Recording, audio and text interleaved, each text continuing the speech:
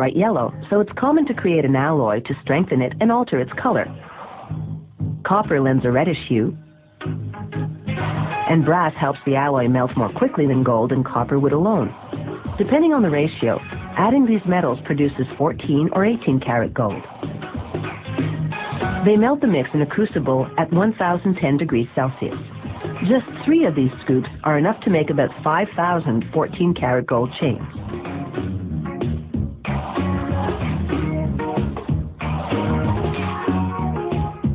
A worker pours the molten alloy into a casting machine.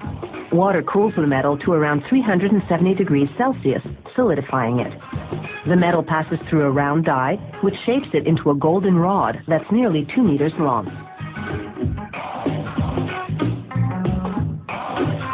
After cutting the rod in half, workers pass it through what's called a breakdown mill. The machine reshapes the rod from round to square, so it'll be easier to stretch.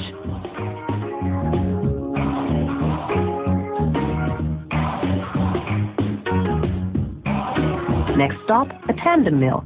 It's got 12 rollers that stretch the rod until it's about as thin as a piece of spaghetti. As it emerges, rollers shape the rod into a coil that's 24 meters long.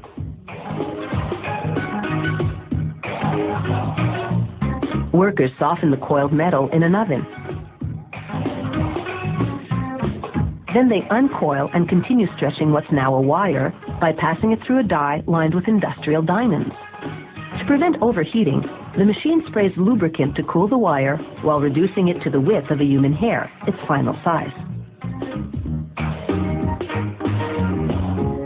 The wire then winds into a nearly 2,800 meter long spool.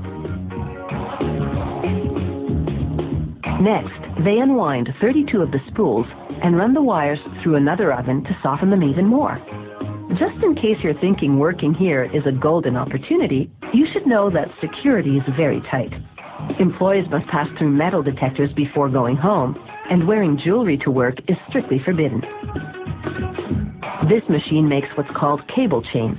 It passes wire through a link and closes it to make another link. The machine makes 600 links per minute.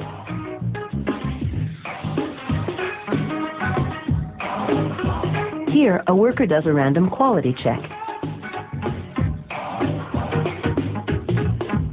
This machine makes a chain in what's called a Venetian style.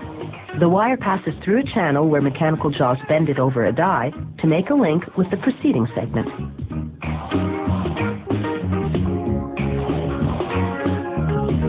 To make what's called a spider style, this machine passes a wire through up to 5 loops before closing the link.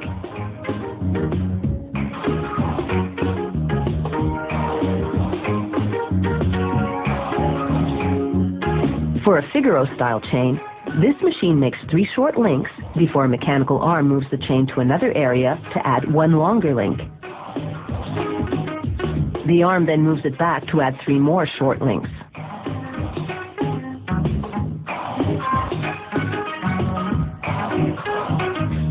The simplest style is what's called a rope chain. To make it, this machine threads a wire through as many as 2 loops, then closes it to make another loop.